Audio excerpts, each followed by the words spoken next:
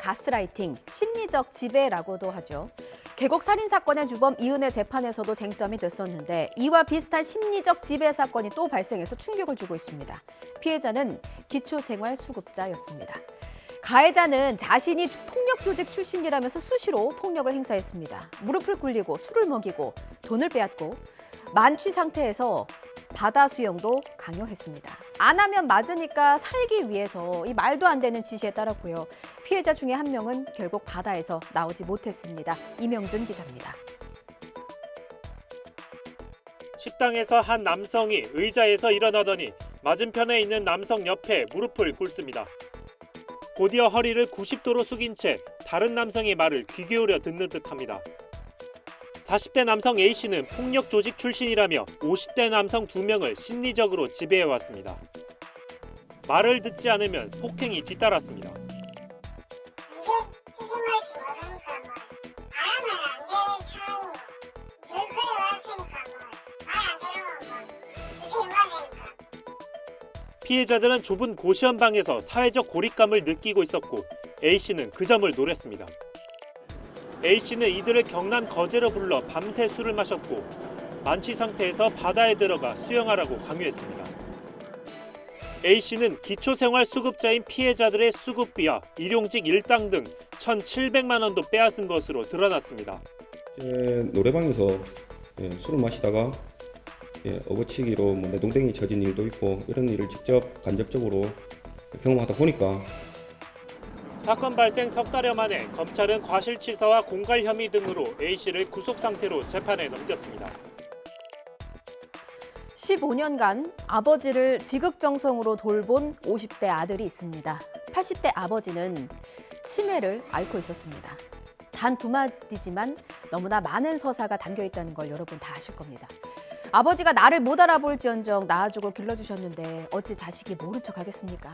이 고운 마음과는 다르게 현실은 참 지옥이었습니다. 아무리 지극정성으로 돌봐도 끝이 보이지 않았습니다. 아버지와 아들은 같은 날 함께 세상을 등졌습니다.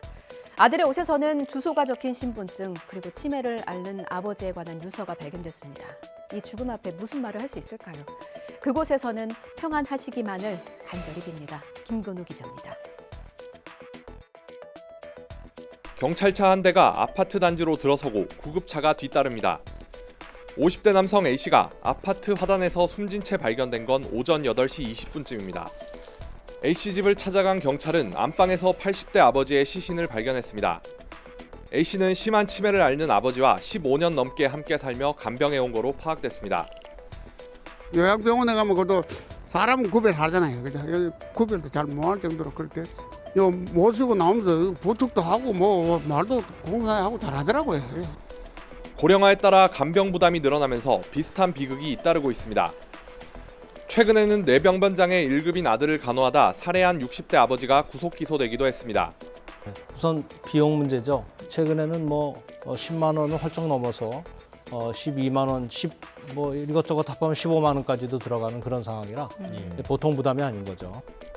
정부가 중증 환자 전담병실 도입과 요양병원 간병 지원 등 대책을 마련했지만 현장의 부담을 덜기에는 부족하다는 지적이 많습니다. 태국에서 배송된 과자입니다. 포장지를 까보니까 신종 마약이 잔뜩 들어있었습니다. 이게 어느 정도로 많았냐면 죄다 마약이 들어있어서요. 마약이 없는 과자를 찾는 게 더 어려울 정도였습니다. 마약 사범들이 워낙 날고기니까 우리도 대응해야지 별 수 있습니까? 밀리미터까지 다 들여다보는 검색기 같은 첨단 장비도 들였습니다.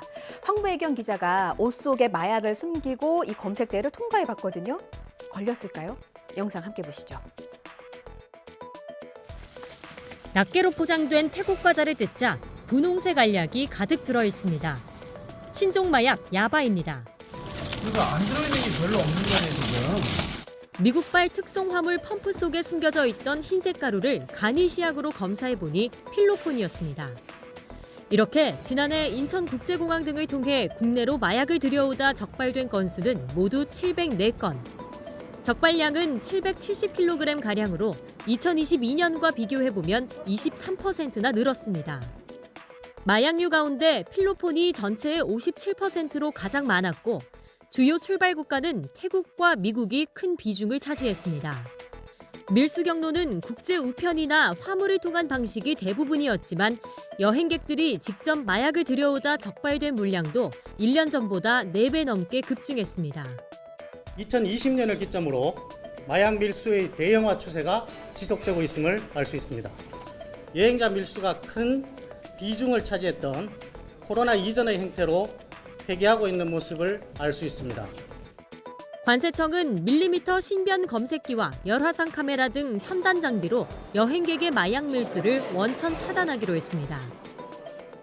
마약을 5단에 숨기고 검색대를 통과해 보겠습니다.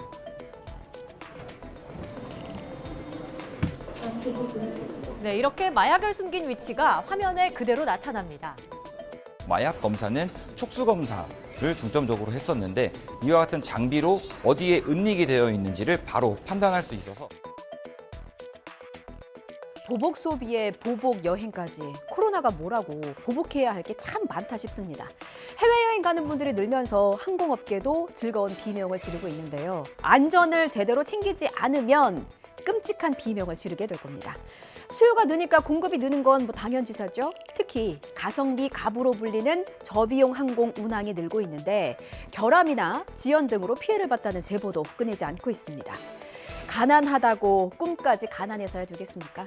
가격이 저렴하다고 안전까지 저렴하면 안 되는 겁니다. 업계 내부에서는 안전보다 실적을 우선한 탓이라는 지적이 나옵니다. 오중훈 기자입니다. 지난 5일 베트남 다낭행 에어서울 항공기입니다. 출발 직전 공항 직원들이 오더니 수화물을 빼기 시작합니다. 걱정하던 승객들이 들은 설명은 수화물 무게 기준 초과. 하지만 YTN 취재 결과 진짜 이유는 보조 연료 탱크 고장, 다시 말해 기체 결함이었습니다.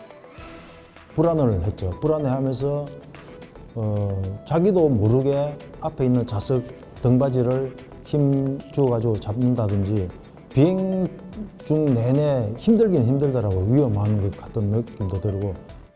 바로 다음 날에는 티웨이 항공 비행기가 착륙 장치 결함으로 이륙 20분 만에 회항하고 제주항공 여객기도 엔진 이상 신호로 회항하는 등 최근 저비용 항공사 사고가 끊이지 않고 있습니다. 우선 재작년까지만 해도 92%였던 저비용 항공사 시간 준수율이 지난해엔 74%까지 떨어졌습니다. 항공기 정비 문제로 지연된 건수는 대한항공이나 아시아나 등 대형 항공사 증가 추세보다 가팔랐습니다. 에어서울과 제주항공은 1년 만에 무려 15배 가까이 증가했습니다. 어느 저비용 항공사 기장은 회사가 안전 관련 투자는 부족하고 운항 횟수를 늘리는 데만 치중하고 있다고 꼬집었습니다. 언제든 사고로 이어질 수 있는 상황이라는 겁니다. 전문가들도 안전 미흡의 우려를 나타냅니다. 정비사가 모자름에 따라 그 정비 시간이 지금 현재 나오질 못하고 있어요. 그러다 보니까 점검을 해서 보내는 게 아니라 이상이 없으면 그냥 보내는 형태로 운영되는 그런 상황인 거죠. 지난해 대형 항공사 국제선 탑승객 숫자를 사상 처음 넘어서며 호황을 맞은 저비용 항공사. 최근 결함과 지연이 잇따르는 만큼 안전과 서비스 개선이 절실하다는 지적이 나옵니다.